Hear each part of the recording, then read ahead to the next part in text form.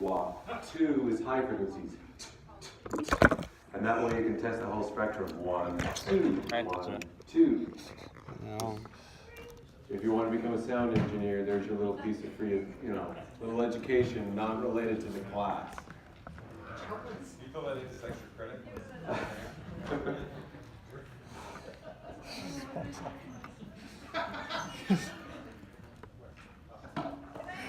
So, reminder on the grading scale, so this test is either all your 40%, half of it, or... okay, so the scenarios are something that most students haven't seen before. So 40% of your course grade is based on the quiz final scenarios. And the scenarios are, scenario 1, your quizzes count for nothing and your final is 100%. And that happens, you don't have to choose any of these 3 scenarios. You'll just get with the one, I'll calculate all 3 and give you the best. And so finally, if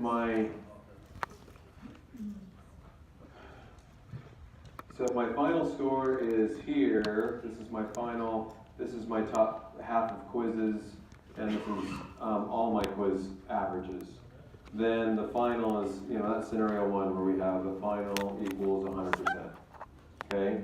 Scenario 2 is 50% final, 50% your top quizzes. So in this case, I'll take your top 4 quizzes out of the 7. Okay? So top 4, and so in that case, if this is your 50-50, and this is your final, and this is all your quizzes, then this is this is your top 4. Then this is the score that's going to be taken. That's the 50. The 50-50 scenario is the scenario that's going to happen. Okay, so these two are going to be blended 50-50. Should work. Just careful not to. Scenario 3 is, let's say I have my final. No, let's say I have all my quizzes. This is my top 50, my top half, top 4. I haven't done this before, can you tell?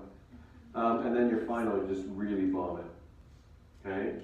Well, in that case, this is a 70-30 split, where the final is 30, and then your quizzes are 70, and this is all quizzes. And so in this case, this is the time when the final is, when you really bomb the final, then we're using all of your quizzes to try to buttress up that score. Very few people usually end up taking this option.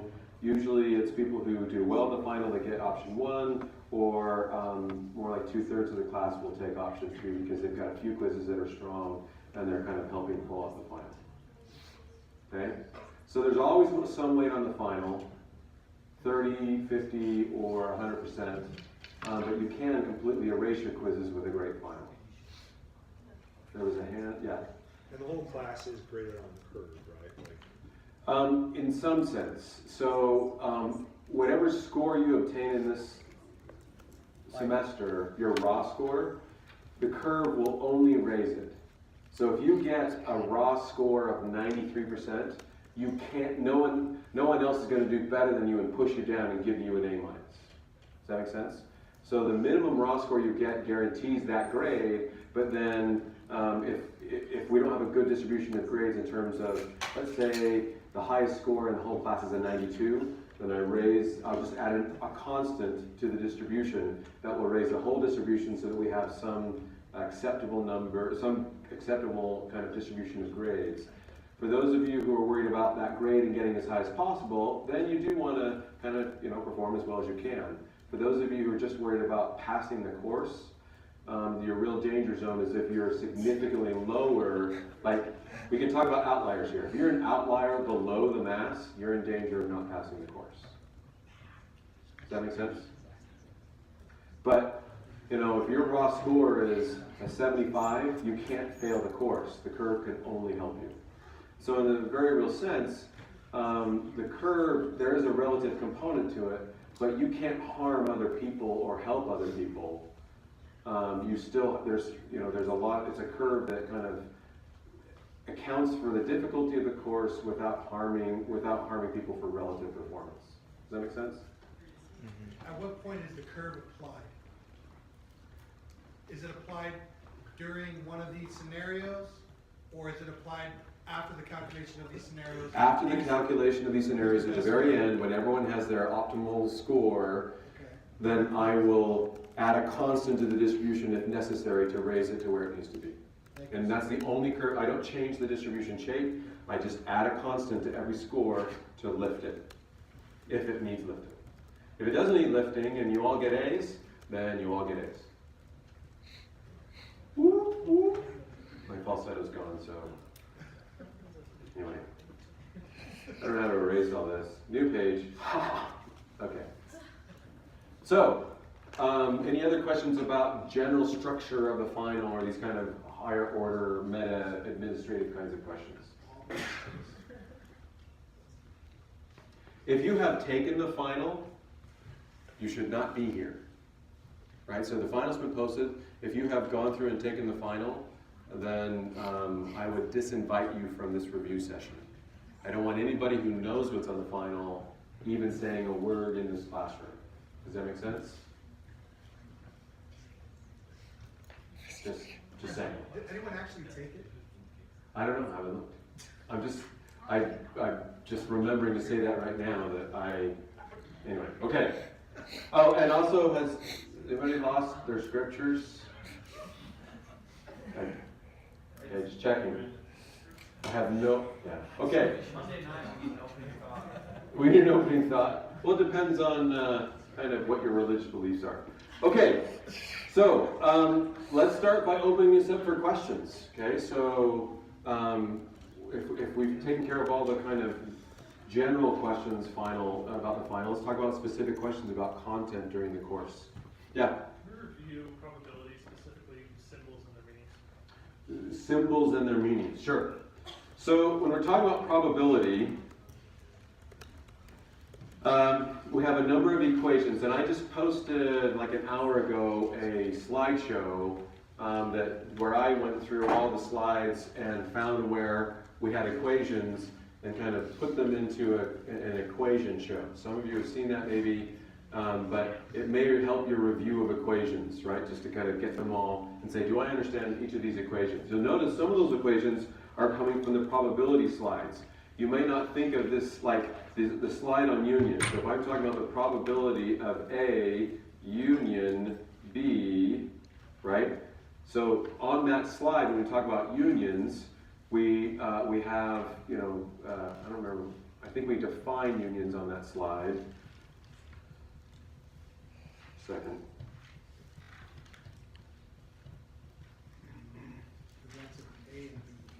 What? Well, we have the addition rule, which uses the union. So the union of something, if we talk about the addition rule,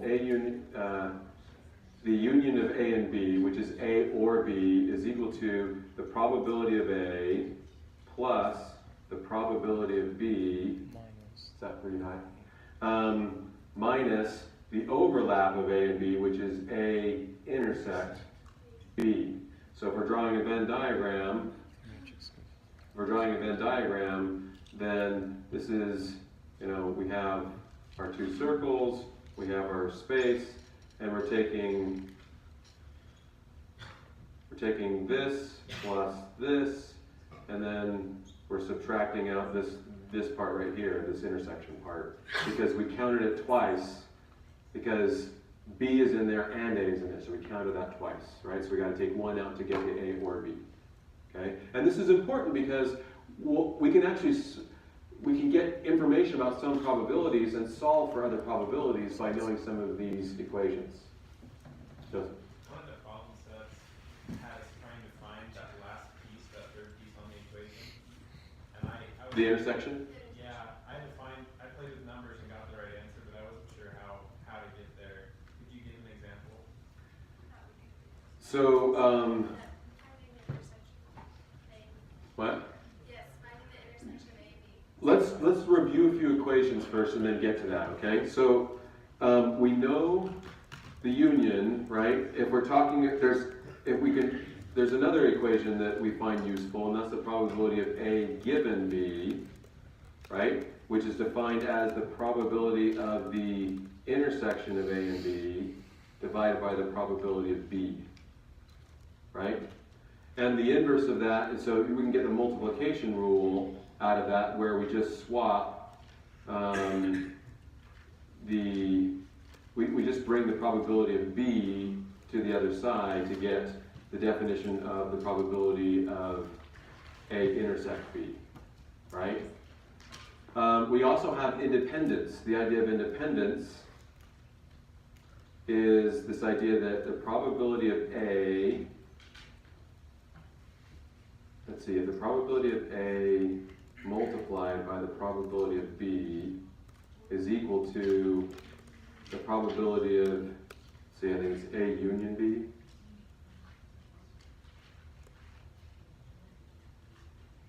Just double checking so I don't write something wrong.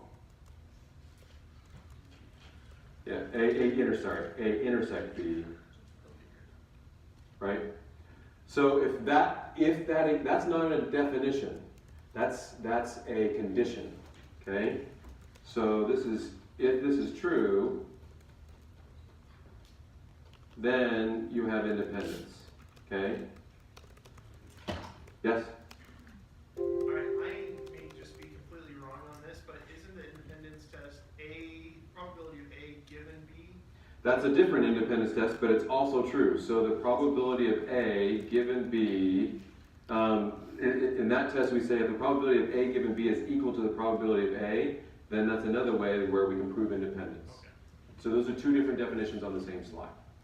Okay? So if I were to just switch over to this real quick, there's the slide, and I've got both those definitions up there. Okay? And those are in the equation slide. So if I come back to this, once we've kind of covered a few equations, then we can start kind of solving for probabilities. If we know a few probabilities, we can solve for some other probabilities, right? And it's just algebra. Okay, so it's not, I've been trying to teach you intuitively how to do things, but at some point you leave the intuition and you just do the algebra. Okay? So if I'm, let's go to a different page. So here's a problem. Here's a probability problem that I wrote down just in case someone asks a question just like this one. Okay? And we can work on it for just a second. All right? So let's say we know the probability of A, and that's equal to 0.2. All right? We know the probability of A given B, and that's equal to 0.5. And we know the probability of B, let's say that's equal to 0.3. Then you can use that and you can compute the probability of A intersect B. So take a minute, using the equations we've just been talking about, and see if you can you solve what is the probability. In other words, when we say A intersect B, what probability is that? We have another name for that specific probability. It's the what? Is it A and B happen at the same time? It is happening at the same time, so what's the name we have for that?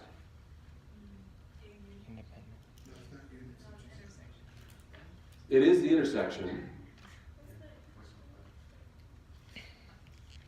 Think about a crosstab. We have different kinds of probabilities in a crosstab.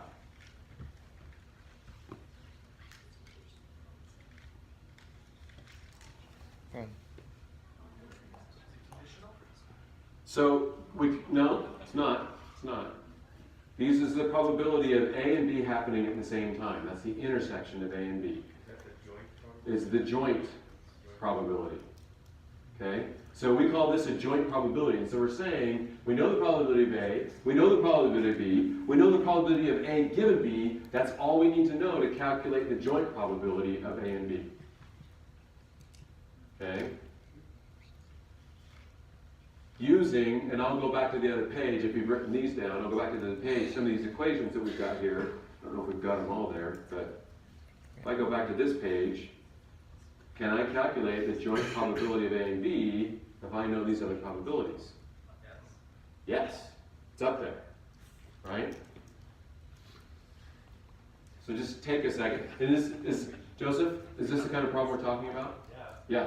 Is this the layout that it's gonna be on the Tesla, or is it gonna be more story problem? I'm not gonna answer that.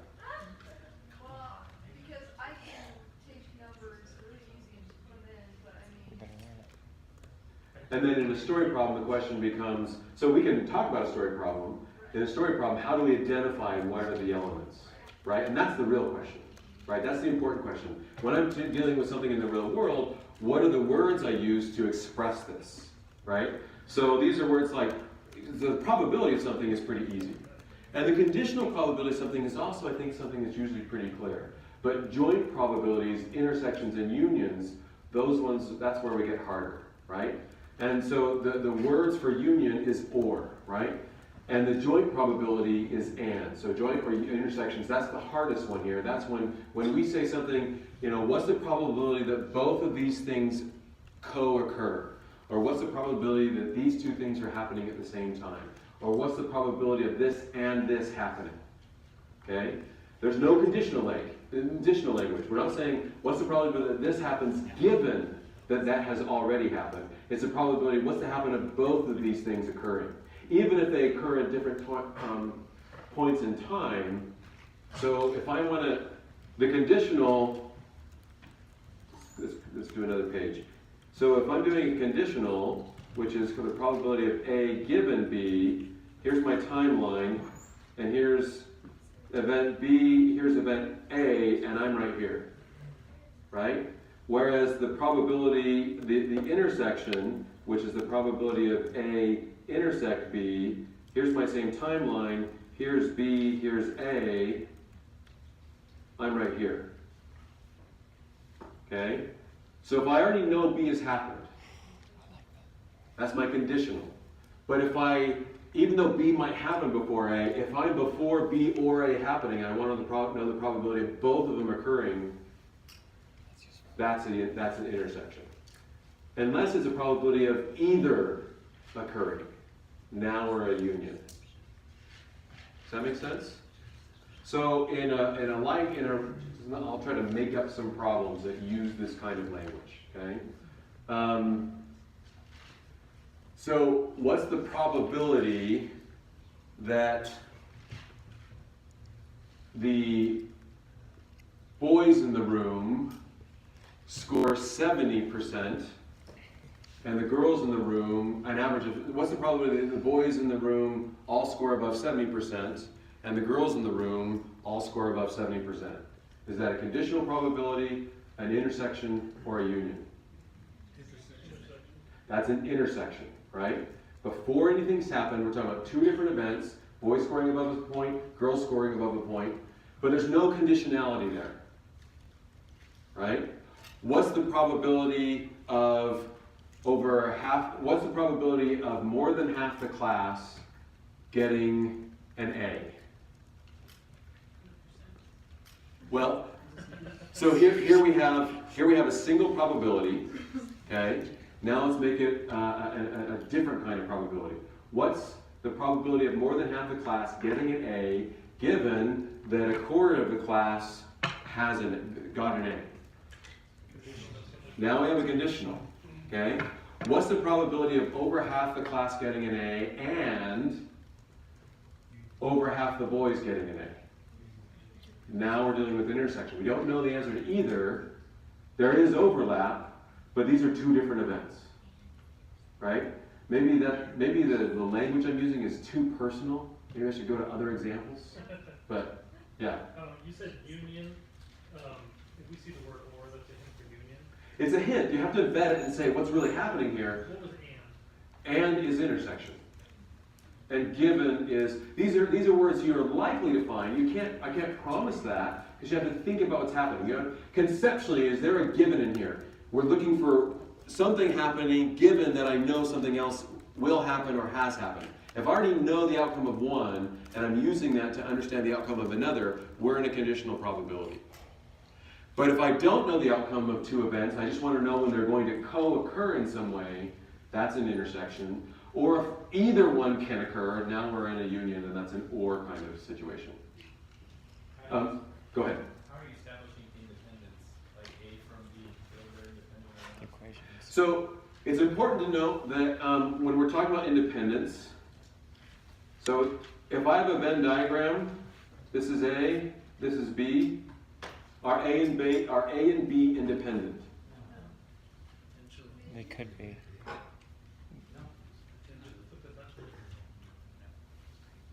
Okay, so the answer here is you can't determine dependence from a Venn diagram.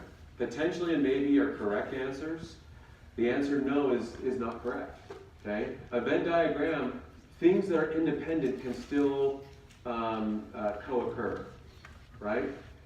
Remember, if we go back to our equation for independence, where is it? Do we have it here? Our one equation for independence is if the probability of A times B is equal to the intersection of A and B, then they're independent. So there has to be some intersection that's possible in a Venn diagram where we would still have independence. Okay? So we need to use the equations to figure out if something's independent or not a Venn diagram. Things can co-occur and still be independent. Does that make sense? And that might become a little bit clearer with another problem we'll discuss in a second. Let's go back to our actual problem. Some of you have been working on it. Do we have an answer? How many computed an answer to this? Anybody want a little more time?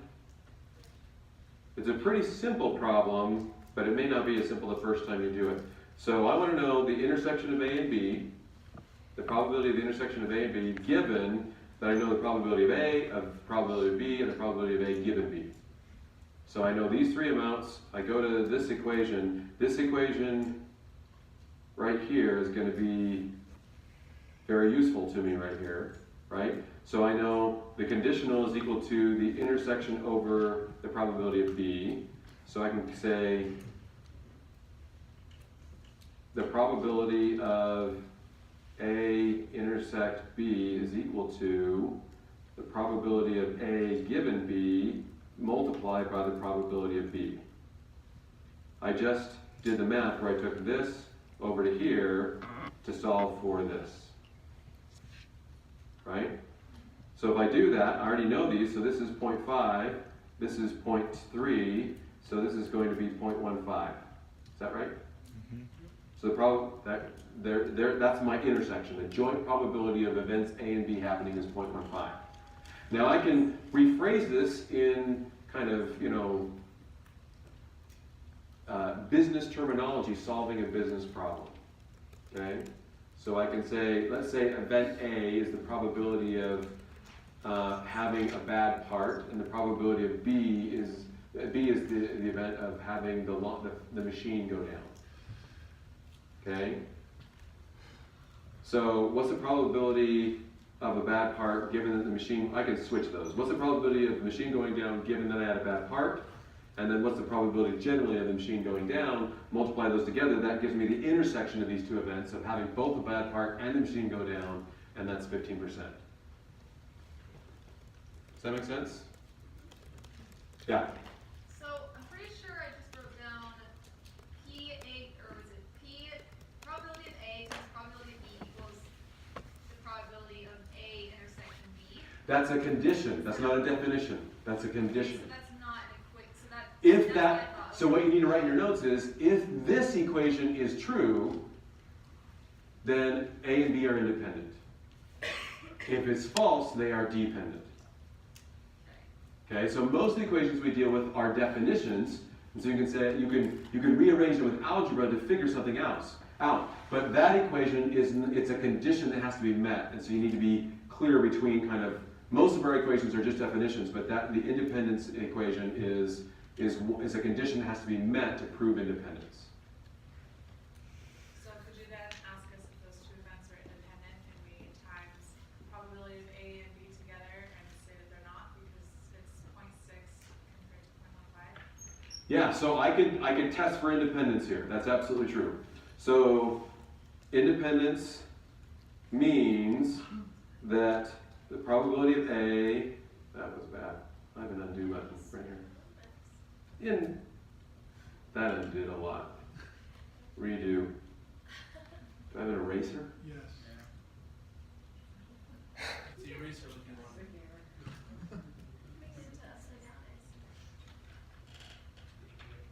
That was a big eraser. Okay. So the probability of A multiplied by the probability of B is if this is equal to, and I'll put a question mark, if this is equal to the probability of A intersect B, then they're independent. So the probability of A is 0.2, the probability of B is 0.3. If you multiply those together, you get 0.06. These are not the same, so they are not independent. They are dependent upon each other. Statistically speaking, in the real world, if the number I got here was 0.147, I would say in the real world that they're for practical purposes, they're basically independent, right? But if it's 0.6, even in the real world, this is a big difference. There's some dependency there that matters. Okay? So that's some of our general equations and terminology that we're using. One thing that we haven't really talked about yet that's based on this idea is Bayes. And so Bayes' rule is this idea that if I wanted the probability of B given A, so I know B, let's say I know A given B, but I want to flip that to figure out what's the probability of B given A. Well, then I have this kind of larger equation where I start with this stuff down here, the probability of A given B. So I say the probability of A given B times the probability of B, and then I'm going to do the same thing down here, but it's a summation for all the different potential, all the possible B's.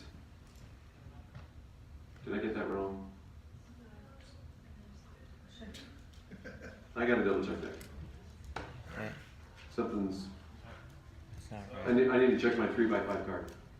That was conditional probability, right? Bayes is a type of conditional probability, but it's about using the rule to switch between two different probabilities. So the probability of, yeah, mine's backwards. Mine's backwards. That's what I'm just using this board for all it's capable of. The probability of A given B is equal to the probability of B given A times the probability of A, right? We're still using this down here, this circle, we're still using this, but then we're going to divide that by the summation of all the possible different A's. So this is like AI, this is one event that can occur, and then we're doing this for all of the possible probabilities, all the AJ's. So what does that look like in real words when we're talking about something? Let's say I have a spam filter. Okay, so when I'm kind of trying to create a product to put out in the marketplace, it's some kind of email spam filter. Okay, well I can have spam or regular email. That's my conclusion. So that's my A. That's what I want to know. And my B is my evidence. So let's say B is whether it's just alphanumeric characters or it's wingdings. Right? So if I have a lot of wingdings, my probability of spam is going to be high, right? So the probability, when we're thinking about Bayesian conditionals, we can talk about what's the probability of A, the conclusion, given the probability of B, the evidence. What? So the example we just talked about is spam, right? So the evidence is